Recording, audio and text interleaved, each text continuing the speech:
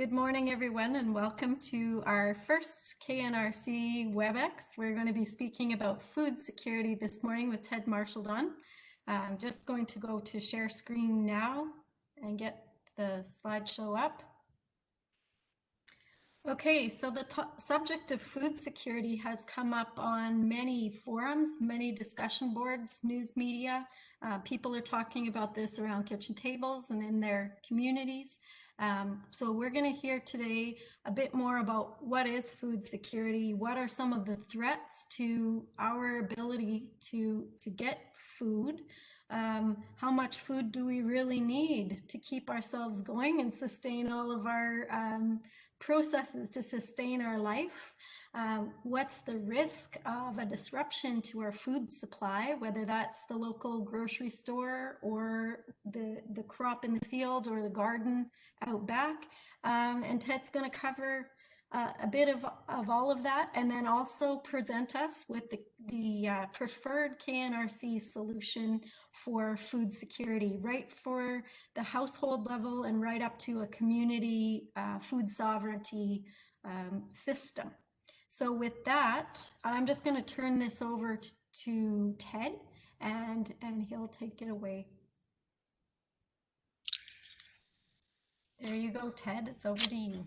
Thank you, Jillian.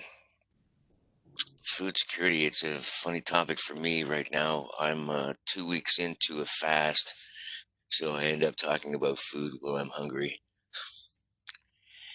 So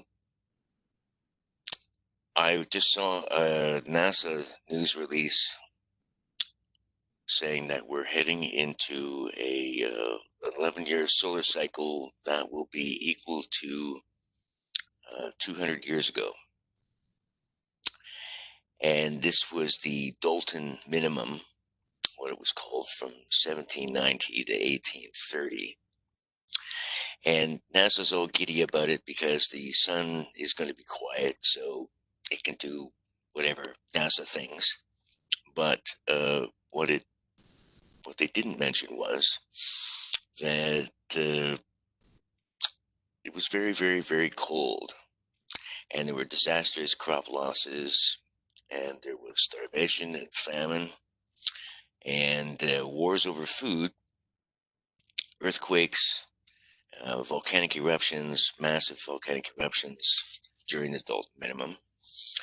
In 1811, 1812, the New Madrid Fault earthquake turned the Mississippi River backwards and rang church bells in Boston. So that's quite some activity. In 1815, Mount Tambora erupted. The following year, 1816, was known as the year without summer. Resulting volcanic winter brought major food shortages across the northern hemisphere. What's interesting about 200 years ago is we had Maclean's magazine, and it described the Canadian climate during the Dalton minimum. And there's a quote here. It says, a soft rain began to fall in modern-day eastern Canada on June 5th, 1816. By evening, it had turned to snow, and by the next day, Kingston, Montreal, and part of Quebec were blanketed. Some reports describe 2-foot snow drifts in Quebec City. On June 8th, the Quebec Gazette reported that the whole of the surrounding country was in the same state, having the appearance of the middle of December. Birds, sheep, gardens, fruit trees all perished in the cold. In August, some lakes and rivers were still frozen as far south as Pennsylvania. Crops failed as frost was reported in every single month of the year. Entire farming villages in eastern North America, starving and weakened, picked up and moved west. So there's some things are cyclic. As we're looking on the screen here, in this first flood, I saw just a few days ago a massive flood in what was used to call Eritrea, but it's like the Horn of Africa, and it's been dry, arid, dry. Well, they just built like the largest dam there in this arid area. It's like the start of the Nile, and you think, well, why would you do that? But now, with the floods and the rains that are hitting there, it's going to fill up. So somebody must have had a clue about these cycles, and they set up there to collect all this water because it's going to become an agricultural area. When it was called Eritrea, it was uh, it was a powerful place. It sort of took over after Rome. So food security, that's the big one. You have uh, you have the fire in your belly, so you got to keep your fire fed, and it's equal to 80 watts. So there's some real math that you can do. If anybody's ever seen the Martian with Matt Damon, he's left there by accident, left alone, and he has to calculate about whether he's got enough resources so that he can be alive by the time they get back to get him. And I really like that practicality of the math because not that long ago, 100 years ago, agriculture was probably the biggest employer in North America and around the world. Over 50% were involved in agriculture. And now in North America, it's maybe about 1%. In Russia, 40% of their food comes from backyard and family grown small, very small farming operations. You'd have to even call them gardening operations. So things are cyclic, and this whole supermarket concept is not that old. And if you see right now, well, with the pandemic, you've got, I've seen in the US miles of idling cars waiting to get food from food banks. So you get cheap fuel, but well, and they're getting food for free, but the food's going to become very expensive as it becomes more scarce.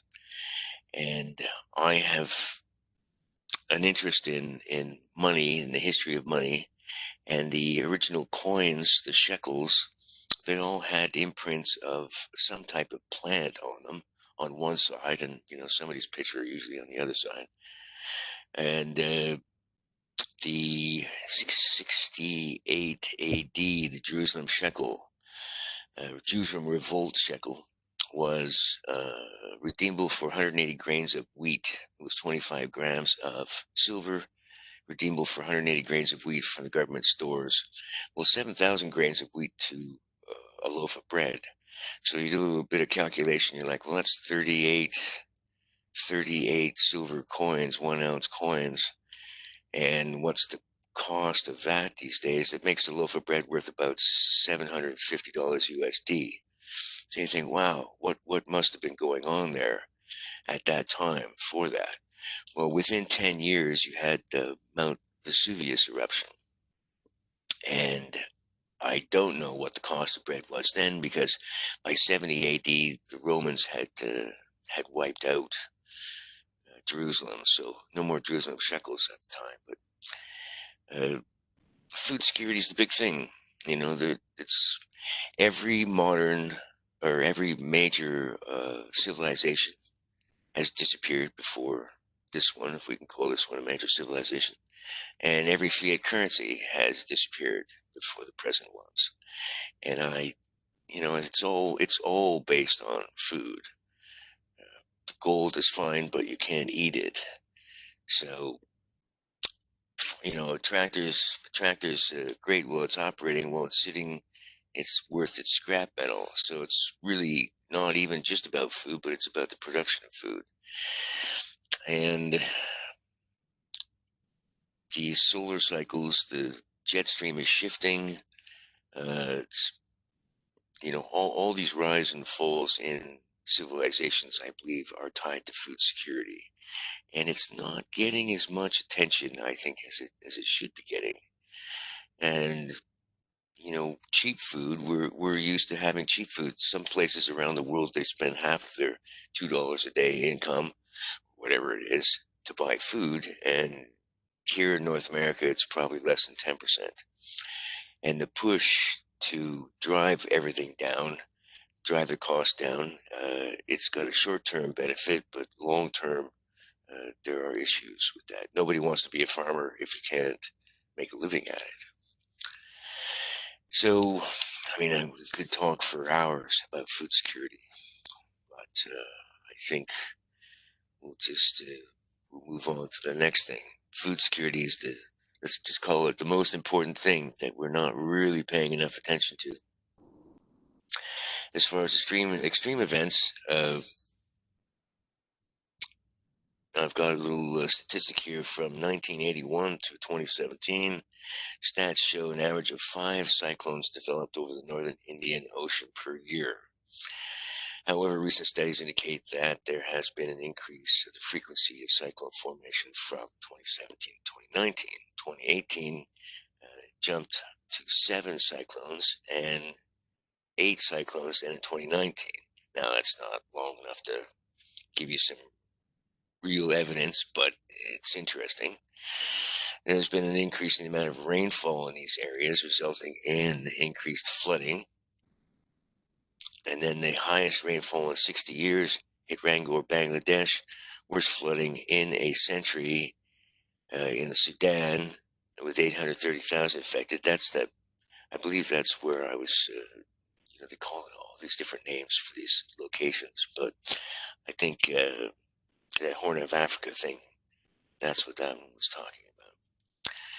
So in North America we had incredible flooding and freezes and stuff that really doesn't make the average news either. All you've got is politics on the news these days.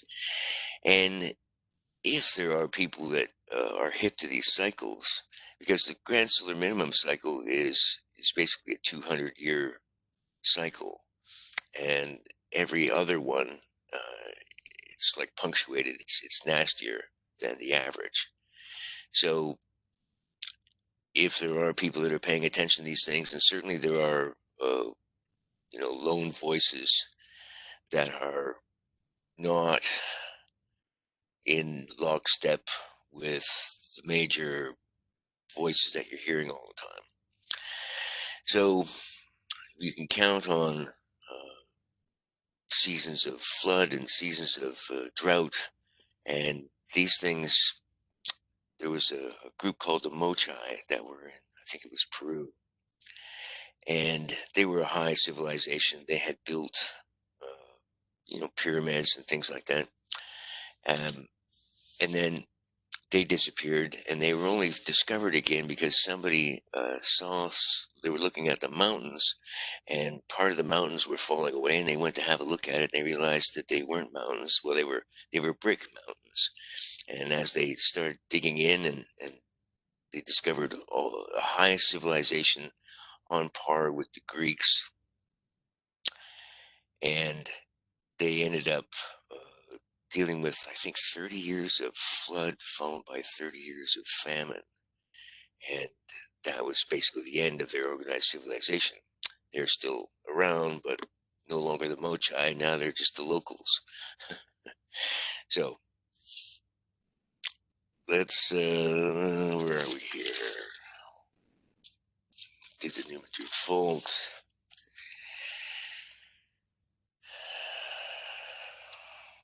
Let's move on to the next slide, please. All right. So, 14 million acres of corn in this month were flattened by one wind event. And that was the end of them.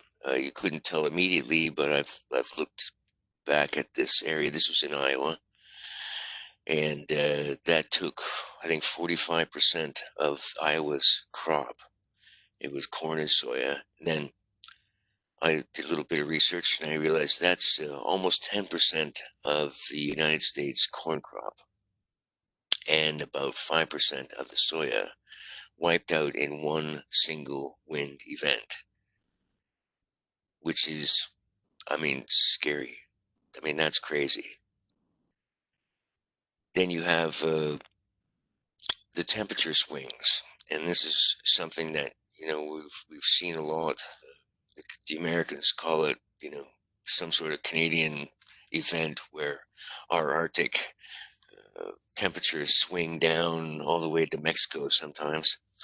So, where was it? I think it was somewhere in Colorado. Areas in Colorado saw temperatures swing from 99 degrees on Sunday, August 7th, to 31 degrees by Monday evening. The next Monday evening, this early into the summer, after a slow start to the season due to lingering snow from last spring, plus persistent rains, making for late planting, taking a toll on the crop yields. Much of last year's harvest was also left in the fields due to early snowfall. So you don't need much of this activity. If it's too wet at the beginning, you have to wait, plant, and then if you lose a couple of weeks at the other end when you're going to do your harvest, you don't get all your crops in. It doesn't take very much to disturb the system that we have right now. And then these wildfires. So I'm on Vancouver Island. We had about 2 weeks, almost 2 weeks here, where I couldn't see the sun from the smoke of the wildfire. I couldn't see, I'm right on the water, and I couldn't see very far down the water. It's not so bad today, but there is a little bit of smoke. But I'm gardening outdoors, and I didn't have to water in those 2 weeks.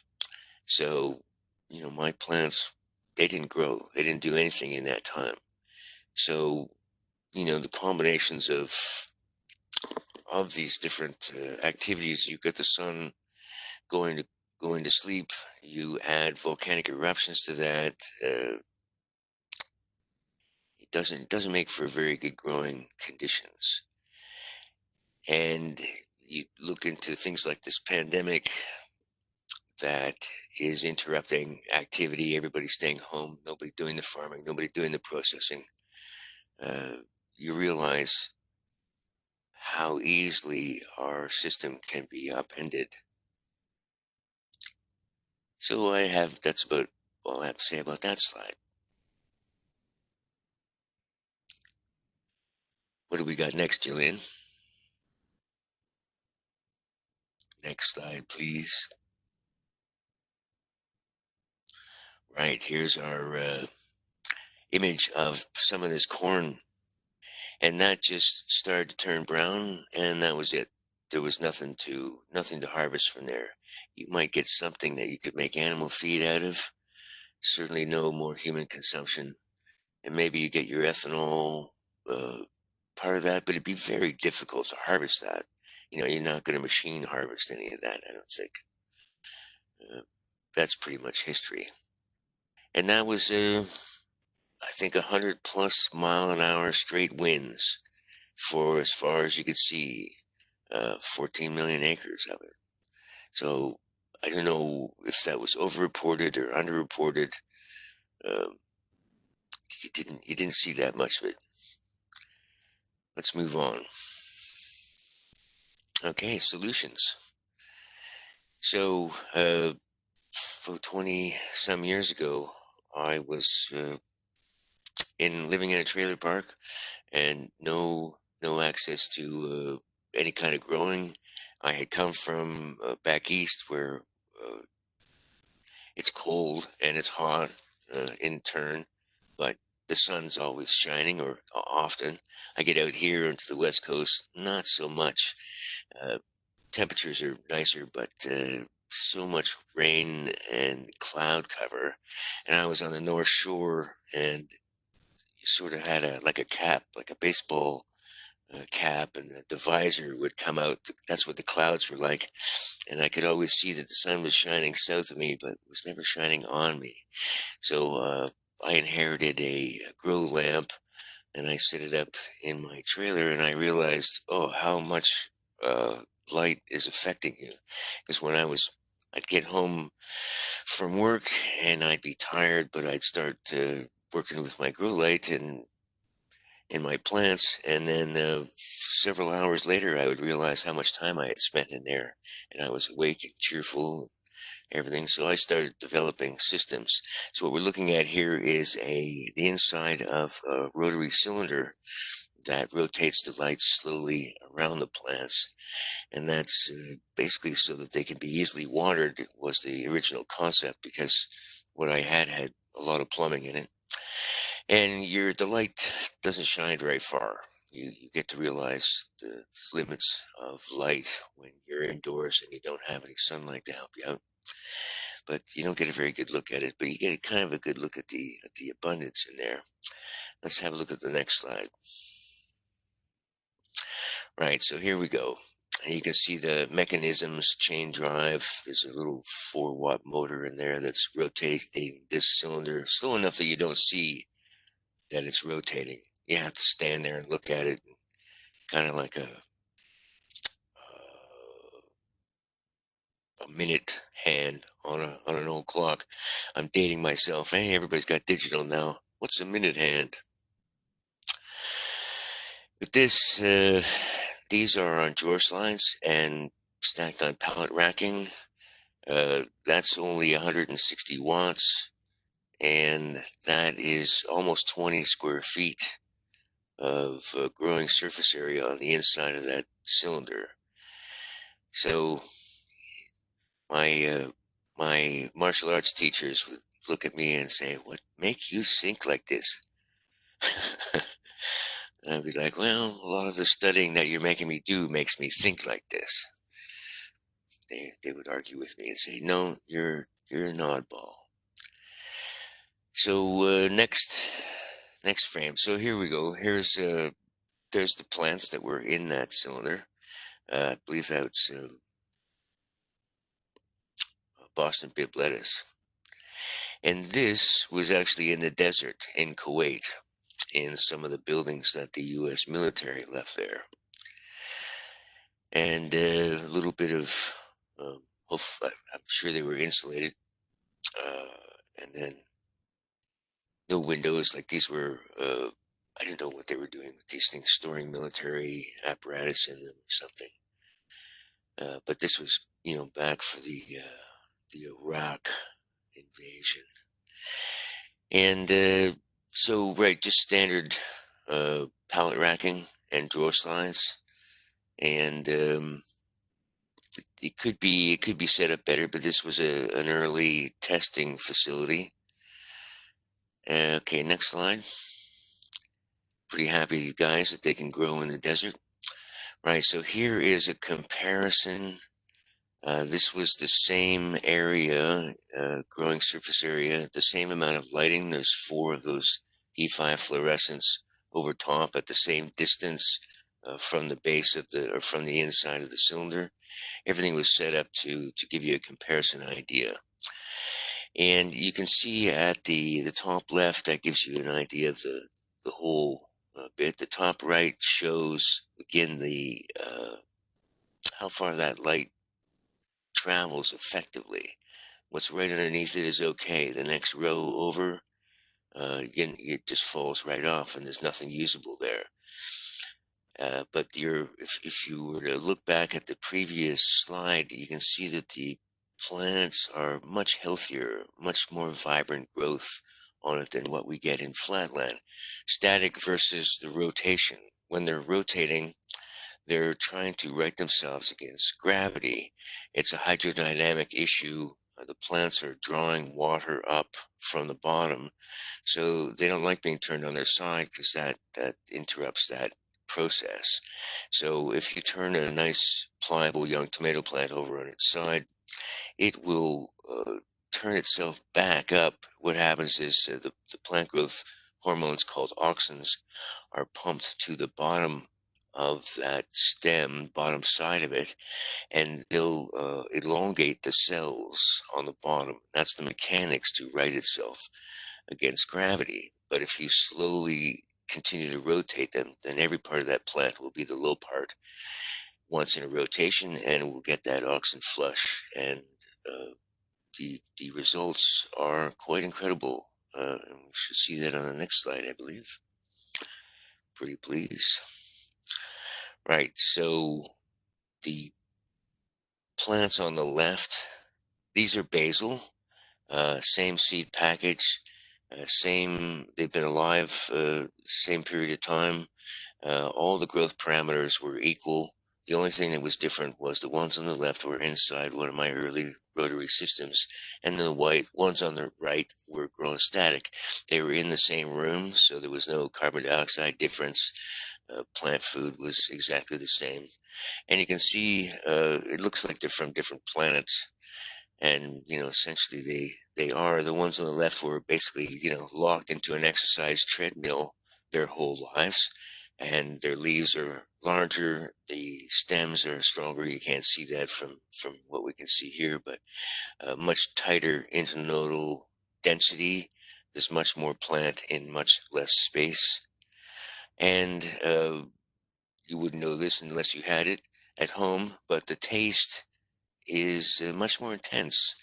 So there's things going on inside there, scientific things that I can't really attest to. I mean, I can attest to them because I had the experience, but I don't know why. Uh, the detailed reason for why the taste is increased.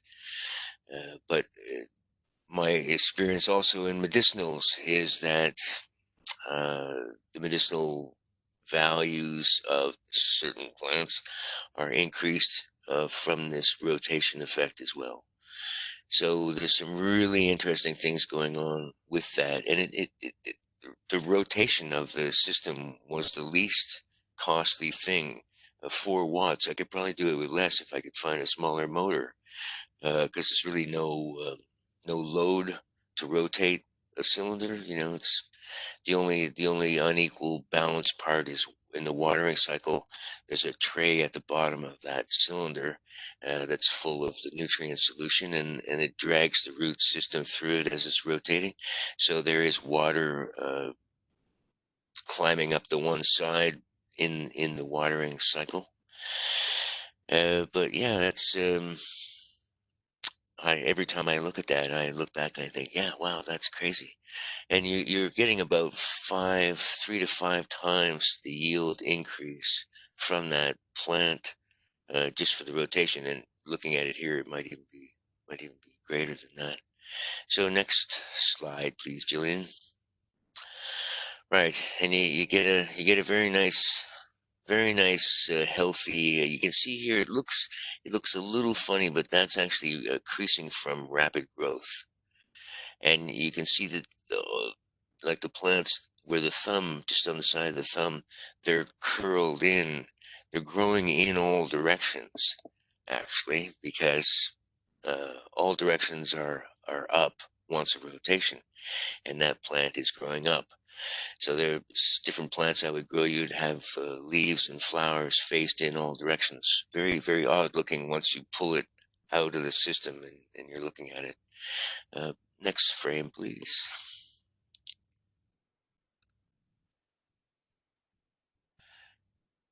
So again, you've got amazing abundance. This is actually there's a old book called the Book of Changes, and it's about elements and relationships.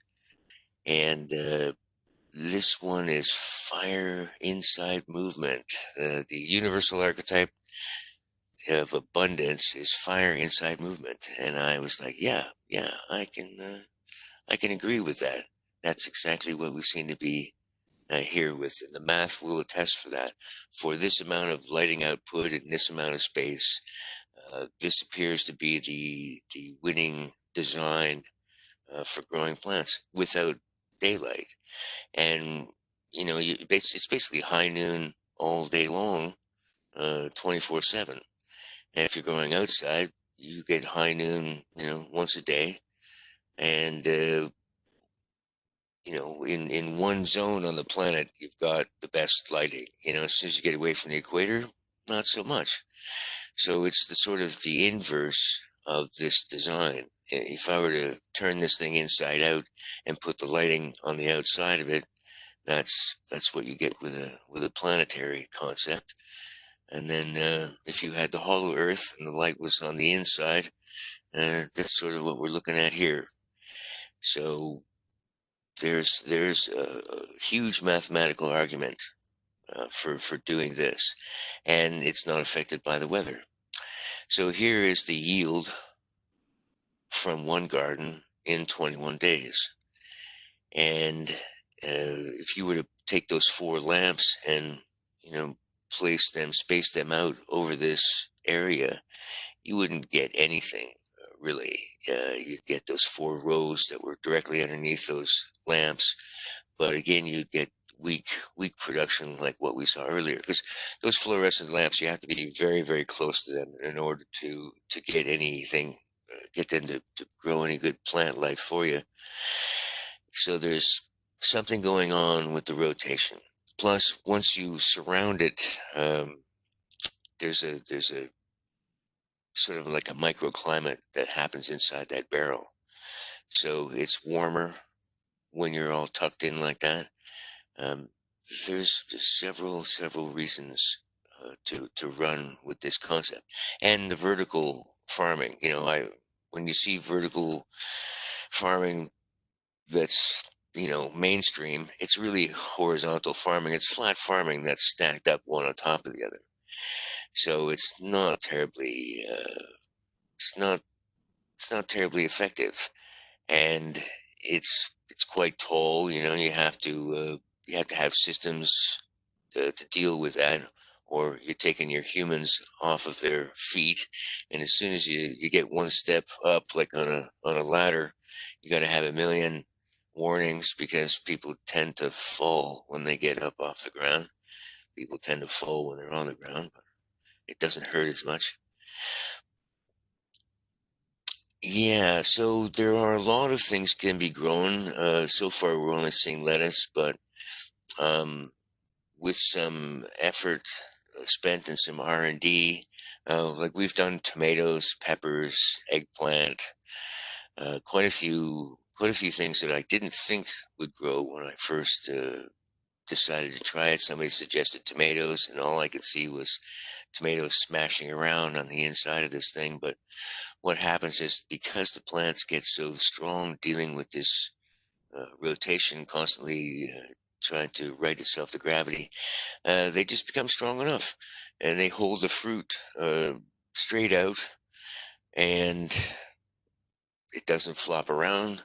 The weak part is where the plants hook to the root medium. So sometimes, if you're going to grow something fairly heavy, but we only do like medium to small size fruit. So the cluster on the vine type tomatoes that are popular in the supermarkets these days, those were uh, they're well attached, and the plants are quite tough. Whereas the first ones I tried were a beefsteak, and they're not very well attached. The fruit's not very well attached to the plant, and the stems are quite brittle, so that didn't work out very well. And then the next time I was looking for seeds, the tomato plants were called tumblers, and I felt like somebody who was showing up at the racetrack, not knowing anything about it, picking the names that I liked. It's like, tumbler, yeah, that's speaking to me. And the lettuce was called Revolution. I'm like, check, let's try that one. So let's try for the next slide. Right, so here is what we call the double supra, and it's just like a bunk bed. You've got one on top of the other, and on the bottom there are casters. So this is the best product density that you can get from this system, and you can open up an aisle in between any two rows of these while you're moving down the system, whatever sort of maintenance you might be doing to this system.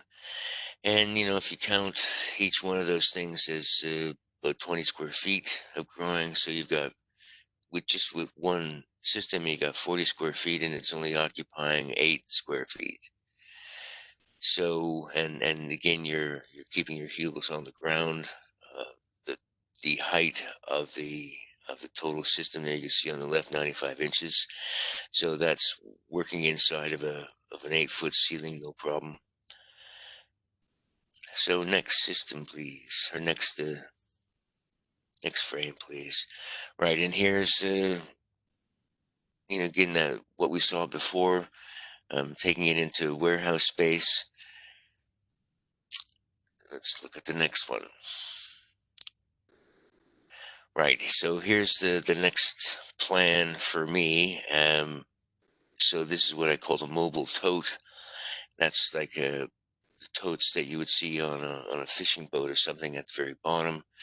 And then we can stack the gardens 2 and 3 high on this, but this will be an independent unit on its own, and you can move that around in a variety of ways. So the next frame, please. So here's a cutaway of a 40-foot shipping container, and they all look the same, but they're slightly different. So there's room for 20 of these mobile totes in here, but there's only 19, and this moves like a slide puzzle. So with an actuator on each corner, you can slide these things around so that the stuff on the mobile tote that's at the back will make its way to the front and vice versa, moving it like a slide puzzle. So next frame, please, Jillian. So here is what I call the farm dominium, like condominium without the con, I like to say. So dominium is actually a legal word, and it means domain. Condominium is a legal word for selling you a condo, and you have a hole in the sky with no property rights, I believe is well, it's my description of what that word means anyway. So, so here's your stacked up shipping containers with the farming in it, and you can see there's a little storage and retrieval bot in the center of that will pull down your finished rotary garden modules, and this ring around it's not really the right size, but that's the habitat ring, and that's where we'll process stuff. You want to live right there. It sort of protects the farming from the inside. It's a binary solution. This actually goes back. I was inspired by what's called a Mott and Bailey, which is an old pre-castle uh, defensive structure where you dig a moat around moat and you put all the dirt on the inside to give you the high ground. And then castles were eventually built on these things. So we move on to the next slide, please. So here's a closer look on what you see on the inside. And over the years, there's been some changes to my design. So instead of actually carousels on the inside of these shipping containers, I have those set of mobile totes. Makes it again of density of plants, density of technology increase, and yeah, and it makes it a whole lot easier you can transfer a whole lot more with the storage and retrieval system. You're pulling 6 gardens off with each one of these forks. And these shipping containers, they can be stacked, I think, 12 high when they've got 60,000 pounds in each one. So we could stack them, probably a lot higher than 12 high if we had the technology to go up and get these things. Because if in 21 days everything's mature and you're having to harvest it, that storage and retrieval bot is quite busy. You'll probably need more than one of them to deal with something this size. But this footprint is approximately about an acre. And my calculations are, depending on where you are on the planet and what's going on, this could be equal to 1,000 acres of production. And again, that's year round. Nothing's going to impede that production. You want to have your own power source for this, so you're not dependent on outside power sources. That could be, and I've done a lot of research into that. I believe that's ready to go. When I started this 20 years ago, a lot of the supporting stuff that would be necessary to make this run wasn't available. But I didn't see, this seemed to be the winning solution. as far as I could tell. So the argument is, if you're heading in the right direction, you just keep moving. So let's look at the next slide, please, Julian. So right, here's a better scale.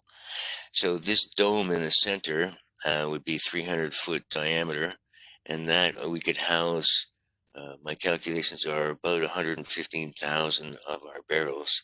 So times that by 20 foot each, times that by, 5 times the growth rate production, uh, and then this habitat ring on the outside, again, we're using shipping containers. That was the big deal when I was making these designs, was using all these shipping containers we had lying around. I don't know if that's still the case. If there's that many things arriving here from China, I'm sure it is, to some degree. Um, but and then we could use other things besides shipping containers. So if we move on to the next slide, I believe we'll get a look. Yeah, right. This is what it would look like on the inside. Well, it's barren. So add furniture, add drapes, add whatever. But these are shipping containers. You've got they're 40 foot. Oh, right. So the cross section of this ring is 150 foot. So and the skin on the inside of it, what I would like to do there is a thing called OLED. So you may have seen the latest television sets are called OLED. They're quite expensive, but they really shouldn't be, because it's the screen is an extruded polymer. And when I first saw them, I just saw a couple of alligator clips on this little piece of plastic, and it was very, very bright, illuminated.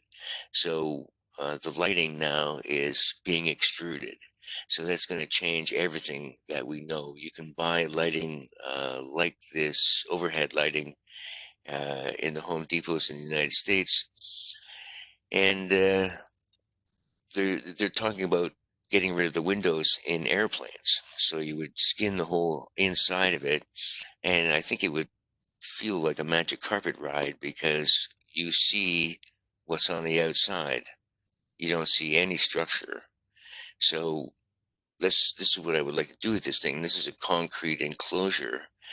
So you could be projecting what's on the outside of it. You could be projecting anything you wanted. It could be like a planetarium. You could be doing educational things about different parts of the sky, or just making it pleasant. You could see the storm, but not feel the wind and the rain, and not get blown away. Your 100-mile wind would just sweep around this, and you wouldn't even know it was happening unless you could see it. And each one of these, so on the bottom there, I would see this being done as commercial or schools or whatnot, the bottom row. The next row up, you've got like a five times, it's about 1,500 square feet, 1,600 square foot apartment would be the next one. And then again, lesser, and all the way up to the top. And I mean, it's not packed in, dense, like some people would see doing this, but and you've got a nice walkway in the middle all the way around it. And then the idea would be to have the village. This is all a village concept, so the village is wrapped right around the farming. In the old days, the Moat and Bailey, you had your farming on the outside. So if there was ever a siege or some issue, you retreated to the safety inside the ring, but you had to leave your agriculture on the outside. So this would be an improvement over that. Your agriculture is protected on the inside, and ideally, once you got the first one of these things built, you would have an order for another one, and you'd be employing the people that were inside it, who each one would have a number of gardens that were feeding them and looking after their 80-watt fire in the belly requirement.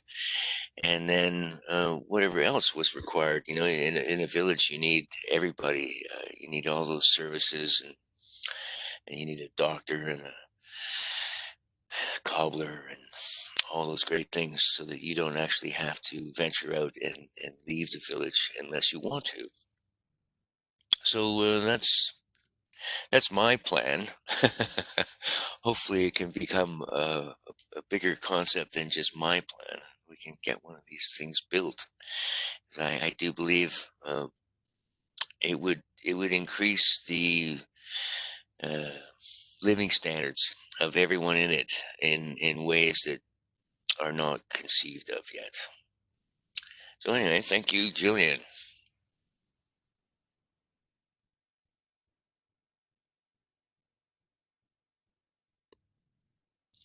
and thank you, Bruce. Okay, thank you very much there, Ted. I had to struggle to find how to unmute myself there.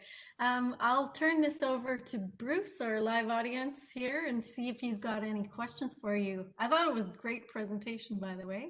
Well, Well thank you. done. Yeah, I'll unmute Bruce. Interesting presentation. All Thank you. right, Bruce, we've just unmuted you, so go ahead and repeat what you just said. It's a very interesting presentation. So if this is a patented technology, where will you be manufacturing these units? Right now, we manufacture them in Winnipeg. Okay. And do you have a selling price per standard individual unit?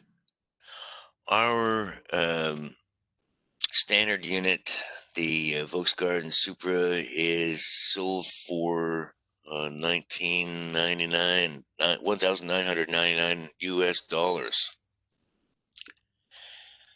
And that, Ted, is a single drum, right? That's not a double drum. That's a single drum. Yeah, the double drum actually is, I believe turns out to $4,100 once you put the casters and the connectors to make it the bunk bed apparatus. Right. Yeah, so omegagarden.com is where you can see those things. Omega is the last garden. I thought I was naming it because of what it looked like, but it's sort of gotten biblical on me after a while.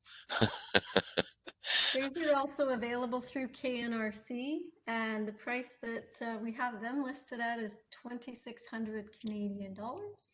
And you're Oopsie. welcome to have a look there as well. Either way, we know Ted will let us know if we get orders. Absolutely. The other issue is CO2. Do you actually add carbon dioxide to optimize plant growth? You're definitely going to want to add carbon dioxide. It's not built into the system. We are producing just this, like if you were to, it's not that much different from buying pots or any hydroponic system. You have to add carbon dioxide. You have to add the nutrient solution. You're adding life support, keeping it warm, that kind of stuff. I visited the PA, and they had a Korean system that they were using. Have you had an opportunity to interface with any of the First Nations communities in Manitoba and get a sale? I have not. Because they have a very interesting setup, and it was a couple of years ago that I was there, and they were actually They actually wanted to expand the facility. They had one young person looking after the installation, and then the rest of